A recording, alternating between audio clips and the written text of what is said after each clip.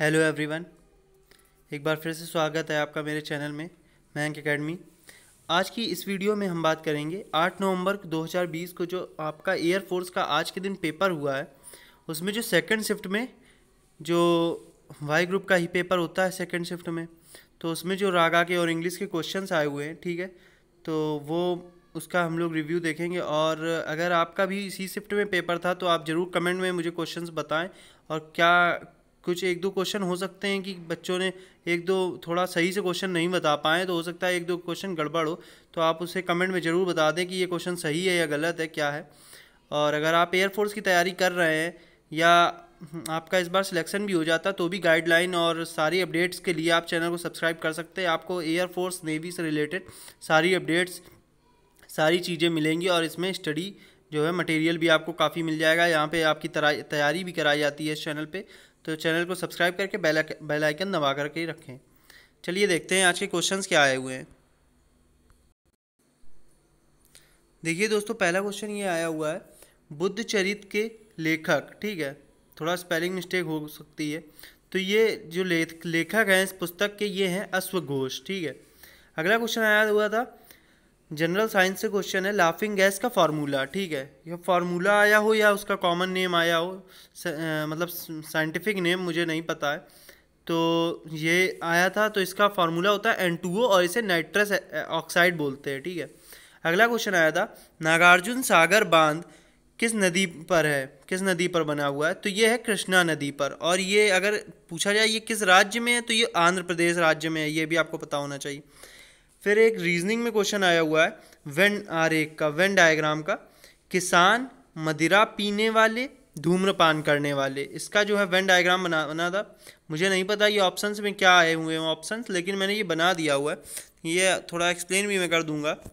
जो किसान है, ठीक है, अगर हम मान लेते ये किसान है, मदिरा पीने वाले, कुछ किसान मदिरा पीने वालों में भी होंगे, ठीक है, और कुछ मदिरा पीने वाले भी किसान होंगे होंगे फिर धूम्रपान, धूम्रपान करने वाले, ये मदिरा पीने वाले भी तो धूम्रपान करने वालों में से होंगे, और जो किसान है वो भी धूम्रपान करते होंगे। तो मतलब यहाँ कहीं ना कहीं बीच में ये जो कॉमन आ रहा है, ये तीनों कॉमन है, तो इन तीनों में कुछ ना कुछ कॉमन वाला वेन आरेख बन रहा है। जब रीजनिंग में मैं ये टॉपिक पढ़ाऊंगा तो और अच्छे से आपको समझ में आ जाए। अगर आपने पढ़ा हुआ है ये टॉपिक तो आपको खुद ही समझ में आ गया होगा, तो ये मेरे हिसाब से ये सही होगा आंसर।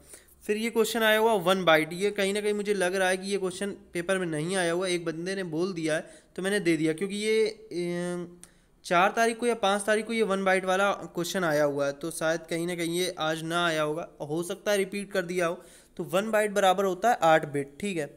एक क्वेश्चन आया हुआ है, भारत में कितने केंद्र शासित प्रदेश हैं, तो ये 8 हैं प्रेजेंट टाइम पे, ठीक है। अगला क्वेश्चन है स्कार्स, इसका जो है वो एंटोनिम पूछा गया, तो ये हो जाता है प्लेंटीफुल या अबेंडेंट, ठीक है। दो मैंने लिख दिए हुए हैं, ऑप्शन क्या आए हुए हैं पता नहीं है। फ्रेजाइल का स्नोनिम आया है, फ्रेजाइल का जो स्नोनिम हो जाएगा वो हो जाएगा डेलिकेट या इनफर्म, ठीक है। फिर यहाँ पे पैसिव वॉइस से आया हुआ है क्वेश्चन, देखिए हर शिफ्ट में पैसिव वॉइस के क्वेश्चंस आए हुए हैं। अब आपने दिया है, लेकिन ज़्यादा कठिन नहीं है इंग्लिश। सारे सेट में हमने देखा कि इंग्लिश जो है बहुत ही नॉर्मल आ रही, सारे बच्चे कर ले जा रहे हैं। लेकिन हाँ, ये बात मुझे माननी पड़ेगी कि रागा कठिन आ रही, मैथ्स बता रहे हैं बहुत कैलकुलेटिव क्वेश्चंस भी एक दो मेरे पास आए हुए हैं। पिछली शिफ्ट में मैंने मैथ का क्वेश्चन डाला हुआ है, उसमें जो रागा में मैथ का अर्थमेटिक का क्वेश्चन आया हुआ है, काफ़ी कैलकुलेटिव और मतलब हार्ड क्वेश्चन आए हुए, बच्चे नहीं कर पा रहे हैं। तो कहीं ना कहीं रागा जो है इस बार ओवरऑल अगर देखा जाए तो रागा बहुत ही कठिन आई है, तो इस हिसाब से मेरिट मुझे लगता है गिरनी चाहिए।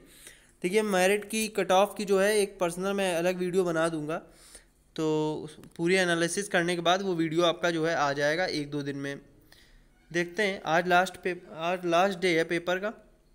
तो पैसिव वाइज में आया हुआ है, स्टॉर्म हैज़ डिस्ट्रॉयड 12 हाउसेस, तो यहाँ पे इसका पैसिव बन जाएगा 12 houses has been destroyed by the storm. Passage में 4 क्वेश्चन आए हुए हैं, बहुत ही इजी पैसेज आया हुआ है। और नाउन ऑफ अमेज, अमेज का नाउन फॉर्म पूछा गया, तो ये अमेज हो जाएगा, अमेज का नाउन हो जाएगा अमेजमेंट। और एक बंदे ने कहा कि नहीं एडजेक्टिव पूछा गया, तो मैंने एडजेक्टिव भी दे दिया। अब जो भी पूछा गया हो आप समझ जाएंगे, तो एडजेक्टिव इसका अमेज्ड हो जाएगा, ठीक है। इडियम आया हुआ कैरी द डे, तो ये हो जाएगा बी विनर, ठीक है।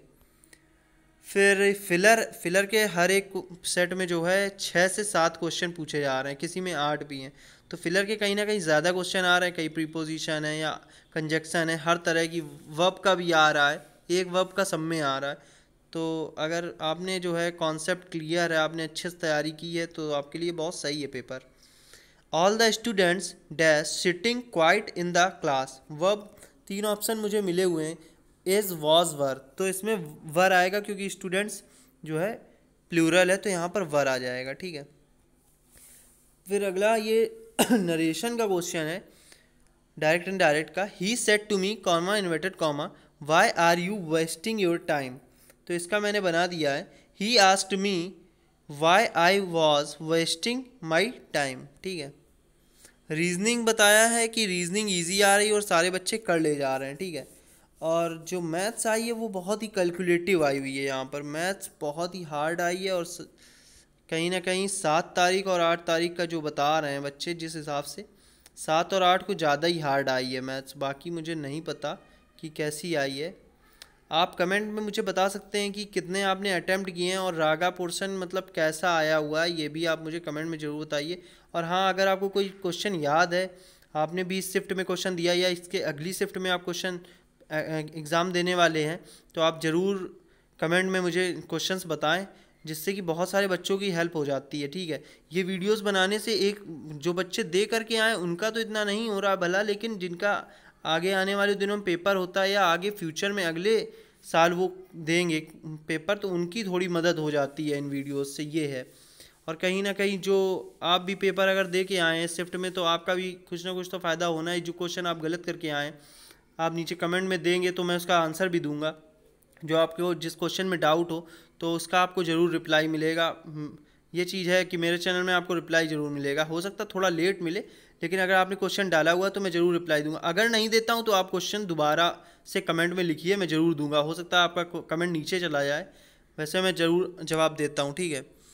तो दोस्तों यही क्वेश्चंस आए हुए हैं कि कम क्वेश्चन मिल पा रहे हैं। 4, 5, 6 तारीख तक मुझे काफ़ी क्वेश्चन बच्चों ने बताए हुए हैं। इस टाइम मेरे जो रेगुलर बच्चे हैं उनका जो है एग्ज़ाम नहीं हुए थे, तो जो भी मुझे क्वेश्चंस मिले हुए हैं मैंने वीडियो बना दिया है।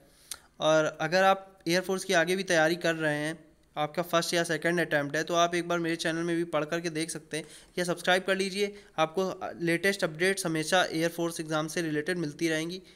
कब अगली भर्ती आएगी, क्या है, कैसे फिज़िकल की तैयारी करनी है, क्या सारी चीज़ें। तो आप ज़रूर चैनल को सब्सक्राइब कर लीजिए, बेल आइकन को प्रेस कर दीजिए और देखते रहिए Mayank academy. Thanks for watching. Video पसंद आए तो ज़रूर लाइक करिए, नहीं पसंद आ रहा बिल्कुल ना लाइक करिए। जय हिंद, जय भारत।